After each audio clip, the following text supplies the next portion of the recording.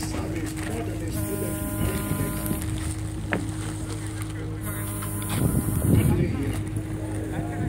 I don't get to the pulpit and just say things.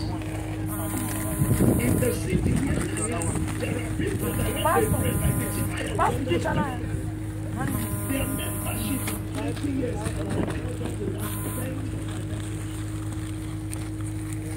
It is not how much people tell them this to this, that by the time you finish it, you can tell that this is not a lesson. If you are teaching mathematics, you should be able to say this is the syllabus of mathematics this year.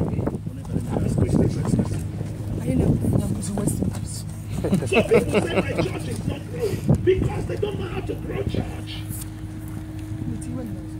They don't know how to. It's not magic.